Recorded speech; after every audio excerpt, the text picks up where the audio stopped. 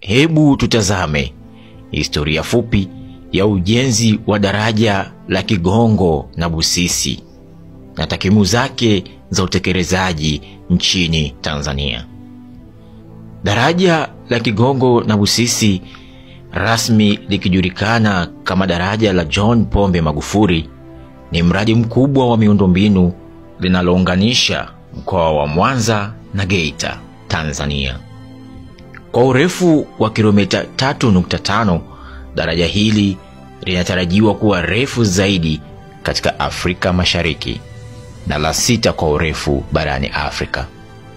Kabla ya ujenzi wa daraja hili, usafiri kati ya Kigongo na Busisi ulitegemea huduma za kivuko zilizochukua takribani dakika 35 kuvuka. Lakini kwa kuzingatia muda wa kusubiri na kupakia magari, safari ingeweza kuchukua hadi saa 3 kwa wastani. Lakini magari 1600 yalivuka kila siku kwa kutumia kivuko, na idadi hiyo kwa sasa inatarajiwa kuongezeka hadi magari 10,200 kila siku baada ya kukamilika ujenzi wa daraja hili. Ujenzi wa daraja ulianza rasmi tarehe 7 Disemba 2019, ukigharimu dola za Kimarekani milioni 308.88, fedha zote zikitolewa na serikali ya Tanzania.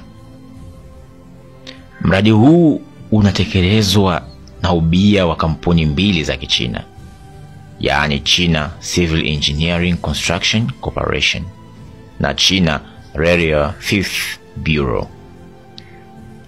Kufikia Januari 2025, ujenzi ulikuwa umefika asilimia 96.3 na daraja linatarajiwa kukamilika mwishoni mwa mwezi Februari 2025. Waziri wa Ujenzi Abdalla Ulega alieleza kuwa Rais Samia Suluhu Hassan alikuta mradi ukiwa katika asilimia 25 na tayari shilingi bilioni 150 zikiwa zimetolewa. Hadi sasa zaidi ya bilioni 611 zimetolewa kufanikisha mradi huu.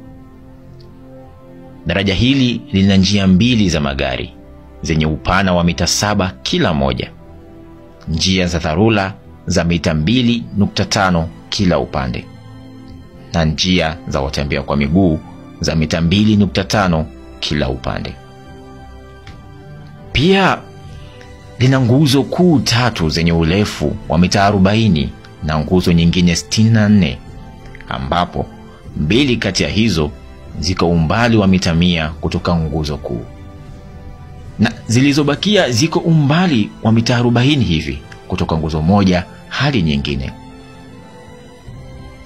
Mradi huu umetoa ajira zaidi ya watu 29,211 tangu kuanzishwa kwake, ambapo asilimia 93.33 ya ajira hizo ni za Watanzania.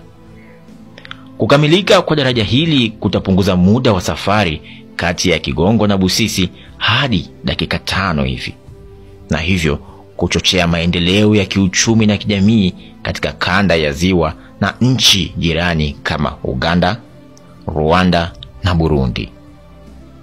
Daraja la Kigongo Busisi ni ushuhuda wa jitihada za serikali ya Tanzania katika kuboresha miundombinu na kuunganisha mikoa na maendeleo endelevu ya taifa. Hakika sisi ni Tanzania.